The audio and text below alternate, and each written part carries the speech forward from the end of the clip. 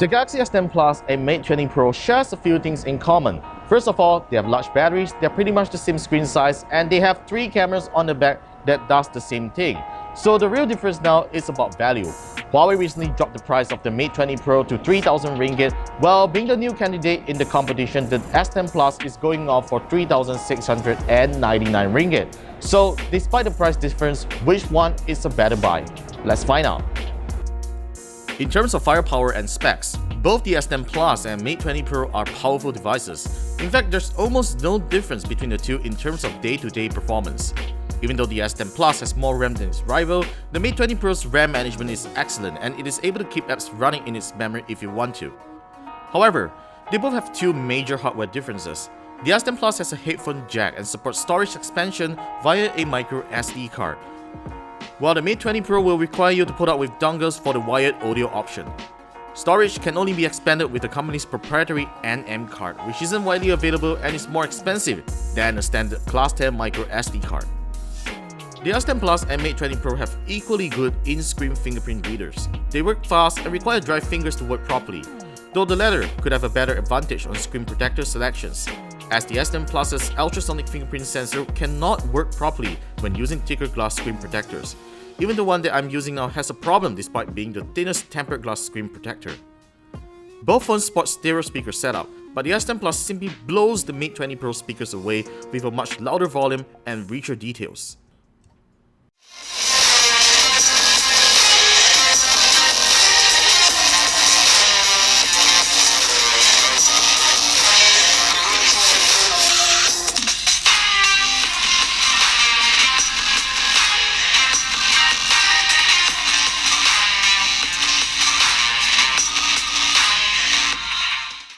In the video that I share my thoughts about the S10 Plus, I did comment that I would prefer a notch over the hole punch cutout, but if you were to put the Mate 20 Pro next to the S10 Plus, I would go for the S10 Plus screen design anytime for one simple reason: notification icons. We should get to see it in one row instead of 2 separate sections, and in my opinion, it feels cleaner than the Mate 20 Pro's notch-obstructed notifications bar.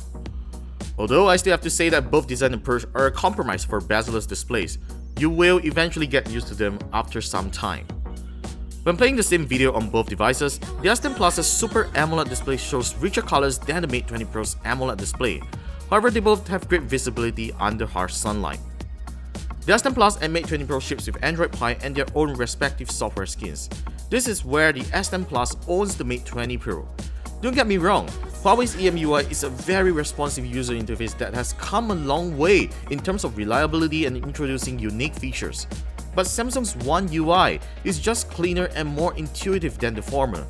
There's also Samsung Pay, which I frequently use to make payments and earn rewards points. Both devices have their own respective PC desktop-like interface when connected to a PC monitor over HDMI, which is great stuff for those looking to make the most out of their devices. The S10 Plus and Mate 20 Pro have very decent camera hardware. The former has a dual aperture solution on its primary 12-megapixel lens to determine the amount of lighting to take in, while the latter takes on the high megapixel route with a 40-megapixel main camera. With their respective scene detection feature turned on, the S10 Plus produces better dynamic range than the Mate 20 Pro in broad daylight in this particular photo. The latter tends to over-sharpen photos with washed-out colors. Switching over to their ultra-wide-angle lens, they both have their own issues. While the S10 Plus managed to produce a better overall imaging result, there are soft focus spots once you zoom in. The Mate 20 Pro's ultra-wide-angle camera, on the other hand, warps objects due to its wider field of view. It sadly also produced washed-out colors, over-sharpened details on the trees, and has soft focusing issues like the S10 Plus. The Mate 20 Pro's telephoto lens does a better job of getting closer to the subject than the S10 Plus, but sadly lacks good dynamic range. Well, this doesn't mean that the Mate 20 Pro is a total loser in the camera department, as it does way better than the S10 Plus in low-light photography, all thanks to its AI stabilization feature and night mode. As you can see in this picture, the Mate 20 Pro's camera brightens up the image beautifully, maintains details on the building, and doesn't show lighting flare on the restaurant signage. The S10 Plus's low-light capability really could be better in this case, given that it could switch to an f1.5 aperture, but sadly, it isn't.